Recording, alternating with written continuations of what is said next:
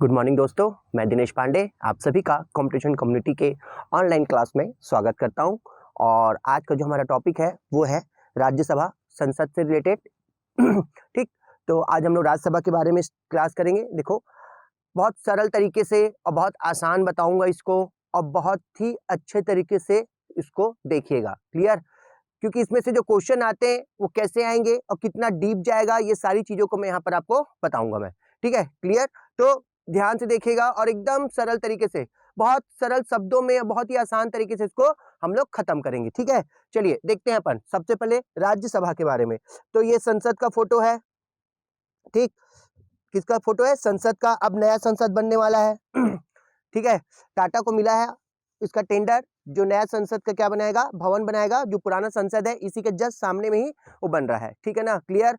हो सके कुछ सालों बाद तैयार हो जाए और नया संसद हमें देखने को मिल जाए। ठीक है, ओके, तो चलिए स्टार्ट करते हैं अपन।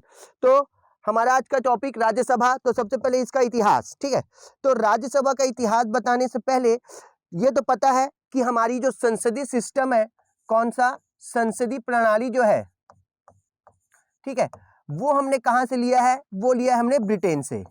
ठीक, और उसी संसदीय प्रणाली का एक हिस्सा है राज्यसभा, जिसको हम लोग क्या बोलते हैं? Upper house. ठीक, अपर हाउस बोलते हैं। ठीक है, क्लियर? इस अपर हाउस को क्या बोलते हैं? ये ऐसी है कि जैसे ब्रिटेन में है अपर हाउस, सेम वैसे ही राज्यसभा, जैसे लोकसभा है तो लोकसभा को हम लोग बोलते हैं जनता की सभा। ठीक है, वैसी राज्यसभा जो बनी है इसको बोला जाता है राज्य की सभा। राज्य की सभा ये एक ऐसी सभा है जो कभी भंग नहीं होती। ठीक है ना? भंग ना होने का रीजन है क्या? कि इसके जो सदस्य हैं उनका जो कार्यकाल है, इसी रीजन से ये भंग नहीं होती। और इसके कार्यकाल क्या है मैं आगे बताऊंगा। ठीक है, तो राज्यसभा एक स्थायी सदन है। ठीक है ना? ओके, यहां पर ये कभी इसको भंग नहीं किया जा सकता। रीजन इसके सदस्यों के कार्यकाल के कारण। सिर्फ अभी इतना याद रखना है कि ये क्या है? एक स्थायी सदन है जिसको हम लोग क्या बोलते हैं? Upper house. और ये जो हमने संसदीय सिस्टम लिया हुआ है, ये जो ब्रिटेन से है, उसी का ये एक भाग है। ठीक है, क्लियर? मगर ये भी एक याद रखो कि जब तक, मतलब हमारा भारत जब तक आजाद नहीं हो गया, ठीक है, मतलब जब तक संविधान भी लागू नहीं हो गया था, तब तक हमारे जो संसद थे वो एक सदन था। ठीक, ओके, एक सदनी व्यवस्था चलती थी, मतलब लोकसभा राज्यसभा दोनों एक थे। ठीक है ना? आजादी के पश्चात, संविधान लागू होने के पश्चात क्या किया गया? इसको दो सदन में चेंज किया गया। खैर, वैसे दो सदन जो है हमारे यहाँ शुरू हुआ था 1919 के भारत शासन अधिनियम से। भारत शासन अधिनियम के तहत ही, जिसे मॉन्टेग्नू चेम्सफोर्ड अधिनियम कहते हैं, इसी अधिनियम के तहत ही द्विसदनात्मक प्रणाली क्या हुई? शुरू हुई। ठीक है, कौन सी? द्विसदनात्मक प्रणाली शुरू हुई थी 1919 के भारत शासन अधिनियम के तहत। इसमें एक केंद्रीय सभा बना, एक राज्य परिषद बना। ठीक है ना? तो यही राज्य परिषद जो है बाद में जब संविधान लागू हो गया, उसके बाद फिर किस में कन्वर्ट हो गया? राज्यसभा में। तो संविधान लागू होने तक एक ही सदन चल रहा था, जिसमें लोकसभा राज्यसभा दोनों मिक्स थे, मतलब दोनों एक ही था। ठीक है ना? दो सदन बने संविधान लागू होने के पश्चात। क्लियर? ठीक, इसके बाद इसका गठन। तो राज्यसभा का जो गठन है ये किया गया था 3 अप्रैल 1952 को, और इसका पहला सत्र चला था। पहला सत्र हुआ था 13 मई 1952 को। ठीक, और जब से ये गठन हुआ है तब से लेकर के आज तक क्या है? स्थायी रूप से है ये, जब से इसका गठन हुआ है। पहला सत्र इसका था 13 मई 1952 को, और गठन हुआ था 3 अप्रैल 1952 को। ठीक है ना? 17 अप्रैल को आपका कौन सा था? लोकसभा। क्लियर? इसके बाद आ जाओ इसका निर्वाचन। तो याद रखो, राज्यसभा के सदस्यों का निर्वाचन होता है, ना कि राज्यसभा का। ठीक है, क्योंकि मैंने आपको जब लोकसभा बताया तो उसमें लिखा था एक बार कि लोकसभा का निर्वाचन, फिर बाद में लिखा लोकसभा के सदस्यों का निर्वाचन। तो लोकसभा का निर्वाचन हो सकता है, होता है, राज्यसभा का निर्वाचन नहीं होता, इसके सदस्यों का निर्वाचन होता है। ठीक है ना? ओके, तो यहां याद रखना है, सदस्यों का निर्वाचन होता है। और कार्यकाल, तो जब इसका निर्वाचन ही नहीं होता राज्यसभा का तो कार्यकाल भी नहीं। ठीक, ओके। फिर इसके बाद एकदम इजी वे में चलो, ठीक है, ठीक। फिर उसके बाद इसके राज्यवार सीट, ठीक। तो टोटल अगर अपन देखेंगे तो वर्तमान में टोटल अगर अपन सीट देखेंगे तो वर्तमान में कितनी सीटें हैं?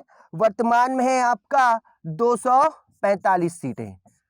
टोटल अगर देखेंगे कुल तो है वैसे बोलेंगे 250, ठीक है ना, मगर वर्तमान में कितने हैं? 245 सीटें हैं, जो कितने 29 राज्य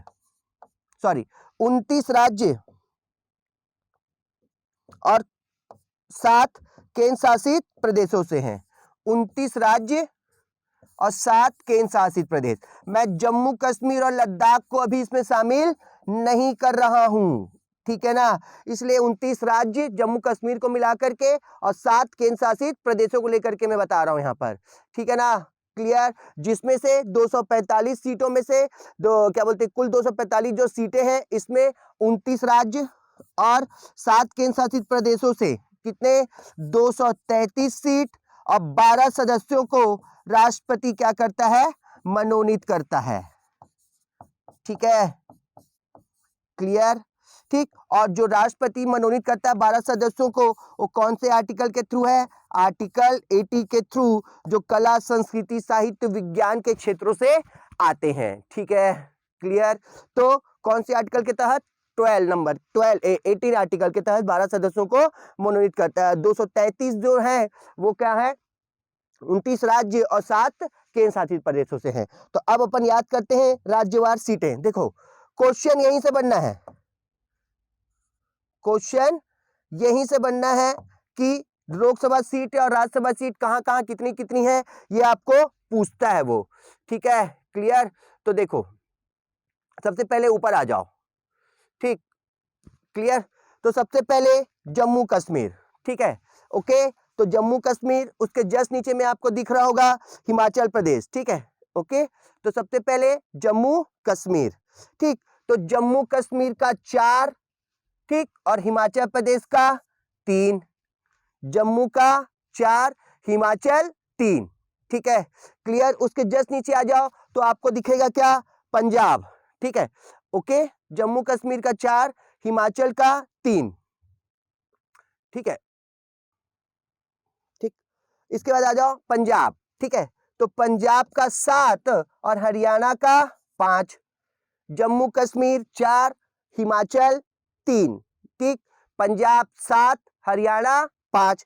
अब किनारे में आ जाइए, ठीक है, किराने वाला एरिया लेते हैं अपन, ठीक है। तो किराने वाले एरिया में आपको आ जाओगे तो किराने वाले एरिया में क्या आ जाएगा आपका?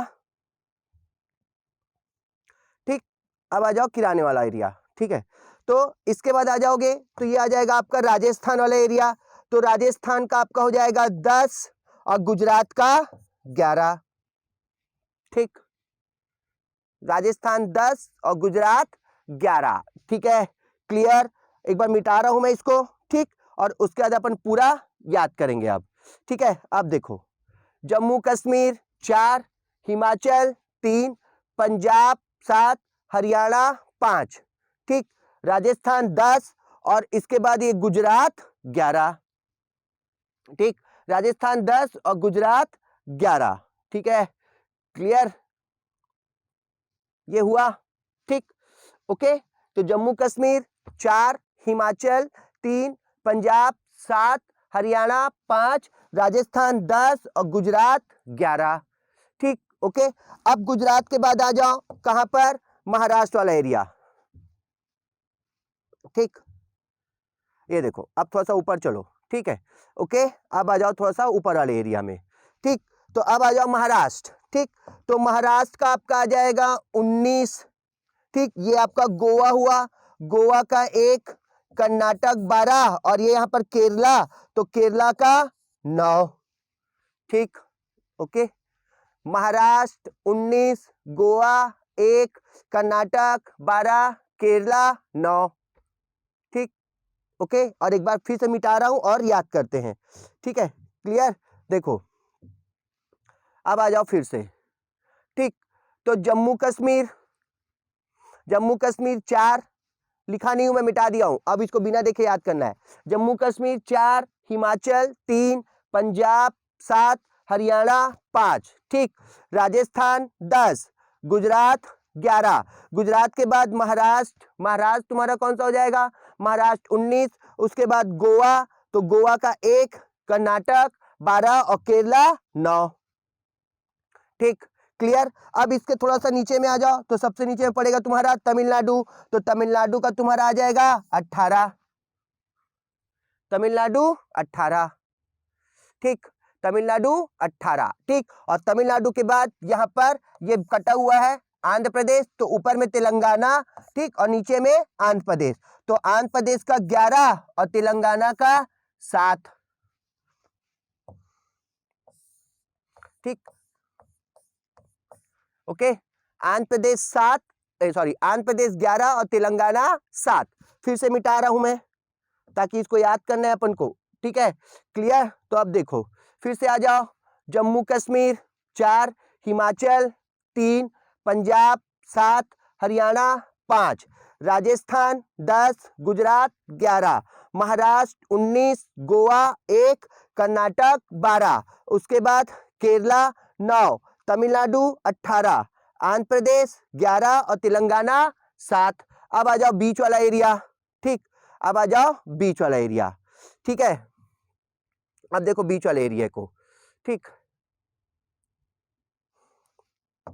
बीच वाले एरिया में आपका आ जाएगा पहले एमपी, तो एमपी का 11, सीजी का 5, झारखंड 6 और बिहार 16, एमपी 11, सीजी 5, झारखंड 6, बिहार 16, ठीक, clear. MP 11, CG 5, Jharkhand 6, Bihar 16, ठीक है, क्लियर। फिर से मिटा रहा हूं मैं, याद करने का तरीका है ये, ठीक, लिखो उसको मिटा करके फिर से एक बार रिपीट करो, ठीक है, ओके। चलो 2 राज्य ले लेते हैं पहले, फिर उसके बाद अपन याद करेंगे। तो यहां पर उड़ीसा आ जाओ 10 और वेस्ट बंगाल 16, उड़ीसा 10 और वेस्ट बंगाल 16। अब मिटाते हैं और याद करते हैं, देखो, ठीक है। चलो अब आ जाओ, जम्मू कश्मीर 4, जम्मू कश्मीर 4, ठीक, हिमाचल 3, पंजाब 7, हरियाणा 5, ठीक है।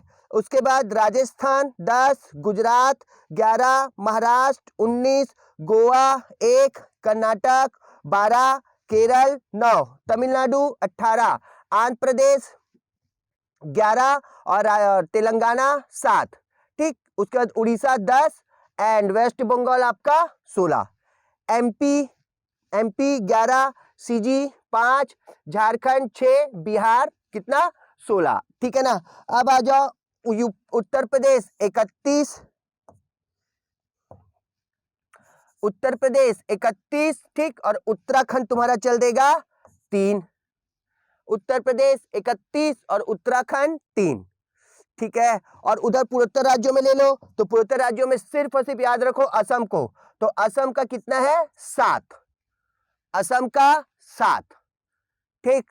एक बार पूरा का पूरा राज्य और उधर उस असम को छोड़ करके असम का 7 है, और बाकी जितने भी हुए अरुणाचल प्रदेश, सिक्किम, मेघालय, मिजोरम, त्रिपुरा, नागालैंड, ये सब के सब कितने 1, ये सब कितने 1, असम, मेघालय, मिजोरम, त्रिपुरा, नागालैंड सब के सब 1 होंगे, ठीक है। सॉरी, असम को छोड़ करके बाकी सब 1 आ जाएंगे पूर्वोत्तर राज्यों में, ठीक है, क्लियर। तो एक बार फिर से क्या करते हैं अपन, इसको रिपीट करते हैं, ठीक। देखो कैसे रिपीट करना, ठीक है,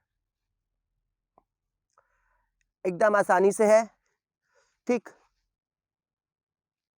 देखो,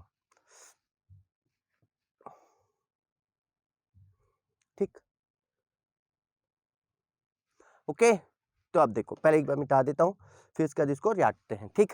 अब देखो, जम्मू कश्मीर 4, हिमाचल 3, पंजाब 7, हरियाणा 5, राजस्थान 10, गुजरात 11, महाराष्ट्र 19, गोवा 1, कर्नाटक 12, केरला क्या बोलते हैं 9, ठीक, केरला 9, तमिलनाडु 18, आंध्र प्रदेश 11, तेलंगाना 7, ठीक, मध्य प्रदेश 29, मध्य प्रदेश 11, सीजी 5, झारखंड 6, बिहार 16, उड़ीसा 10, वेस्ट बंगाल 16, उत्तराखंड 31 और उत्तर प्रदेश 31, उत्तराखंड 3, इधर असम 7, बाकी सब 1 एंड 2 केंद्र शासित प्रदेश जिसमें एक आ जाएगा दिल्ली, ठीक, और एक आ जाएगी पौंडीचेरी, ठीक। 2 केंद्र शासित प्रदेश सिर्फ इसलिए क्योंकि राज्यसभा कहने का मतलब राज्यों की सभा, कि जहां जहां राज्य विधानसभा होंगे वहीं वहीं क्या होंगी, राज्य सभा की सीटें होंगी, ठीक है ना, क्योंकि भारतीय संविधान के अनुसूची 4 बोलता है राज्यसभा की सीटों का बंटवारा, ठीक है, और राज्यसभा मतलब राज्य की सभा, ठीक है। तो यहाँ पर केवल 2 केंद्र शासित प्रदेश हैं जहां पर राज्यसभा है, एक दिल्ली और एक पौंडीचेरी है, ठीक है ना। दिल्ली का 3, ये दिल्ली आपकी, दिल्ली का 3, ठीक, और उसके बाद ये आपकी पौंडीचेरी, ठीक है, तो पौंडीचेरी का तुम्हारा 1, दिल्ली का 3 और पौंडीचेरी 1, क्लियर। इतना याद रखना है आपको राज्यसभा सीटें, ठीक। एक बार मैं रिपीट करता हूं लास्ट बार फिर से, ठीक है ना भाई, इस बार पूरा का पूरा सबका सीट लिख दे रहा हूं, ठीक।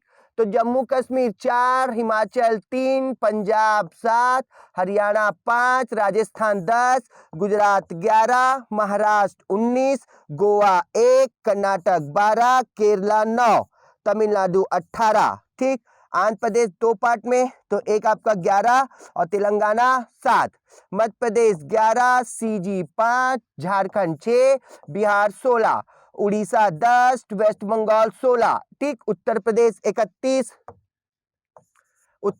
31, और उत्तराखंड तुम्हारा 3, ठीक, ओके। यहाँ असम आपका 7, ठीक, बाकी ये सिक्किम, अरुणाचल प्रदेश, नागालैंड, मणिपुर, मिजोरम, त्रिपुरा और मेघालय, ये सब 1-1, और दिल्ली 3, दिल्ली आपका 3 आ जाएगा, और उसके बाद पौंडीचेरी 1, ठीक है। इतनी क्या है आपकी राज्यसभा सीटें हैं, ठीक है, क्लियर, ओके। चलो आगे बढ़ते हैं। अब आ जाओ राज्यसभा सदस्यों का निर्वाचन। तो देखो इनका निर्वाचन होता है कैसे, राज्यसभा के सदस्यों का निर्वाचन होता है अप्रत्यक्ष रूप से।